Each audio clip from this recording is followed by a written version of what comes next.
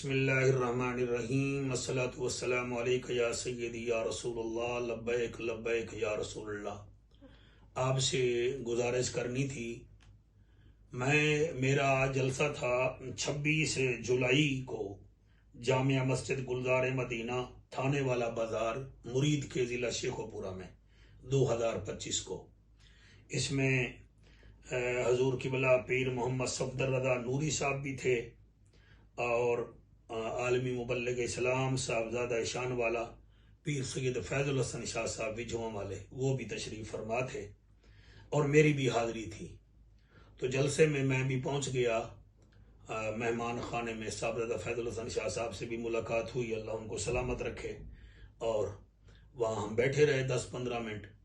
تو قبلہ شاہ صاحب جب جانے لگے اسٹیج پر، تو وہاں پر جو میزبان تھے ان بچوں نے دیوبند حضرات کے عالم صاحب کو بلایا ہوا تھا، سید علی معاویہ شاہ ان کا نام ہے غالباً، ان کی تقریر انہوں نے کرائی جس کی ویڈیو بھی ہے۔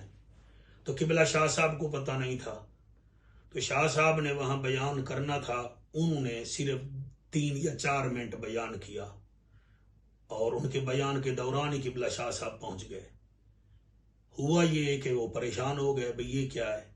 تو انہوں نے پریشانی کے عالم میں بہت مختصر سی گفتگو کی، اور انہوں نے فرمایا کہ جب بے دینوں سے آپ نے دین لینا ہے تو ہمیں آنے کی کیا ضرورت ہے۔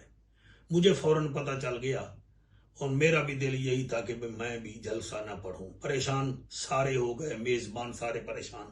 خیر میں وہاں چلا گیا، جو مجھے لے گئے تو میں نے عنوان کے ساتھ وہاں تقریر کی، لیکن میرے دماغ میں وہی چل رہا تھا کہ یار یہ کیا ہوا ہے، ہمارا مسلک ہے تو اور لوگ کیوں یہاں بیان کر رہے ہیں۔ تو خیر میں نے بیان کیا، اس بیان میں پریشان تھا میں، پھر انسان بھی ہوں، سبقت لسانی بھی ہے، تو میں نے ایک شعر جو ہے وہاں میں نے حضرت امام حسین کی شان میں الٹا پڑھ دیا، تو پھر مجھے دوستوں نے بتایا، پھر میں نے اس کو پھر صحیح کیا۔ تو میں نے اب دیکھا ہے، میں اللہ کی بارگاہ میں عرض کرتا ہوں اللہ مجھے معاف فرمائے۔ میرا حضرت امام حسین کا میں میراثی ہوں، ان کا نام لیوا ہوں، صحابہ کرام کے بھی نوکر ہیں۔ تو آپ سے بھی گزارش ہے کہ میں اس معافی کا طلبگار ہوں، گناہ گار ہوں، میں یہاں معافی مانگ کے سرخرو ہونا چاہتا ہوں۔ تو اسی لیے میرے پاس قرآن بھی ہے، میں قرآن ہاتھ میں لے کر کہہ رہا ہوں اللہ مجھے معاف فرمائے، میرے سے غلطی ہوئی ہے، میں انسان ہوں، اور معافی اللہ پاک مجھے دیں گے، آپ بھی معاف کریں گے۔ تو صورتحال یہی تھی، صرف پریشانی کی وجہ سے۔ باقی انسان بھول جاتا ہے، ہم خطیب بھول جاتے ہیں، نعرہ لگاتے ہوئے بھول جاتے ہیں، بات کرتے بھول جاتے ہیں، انسان ہیں۔ اللہ ہم سب پر اپنے کرم فرمائے۔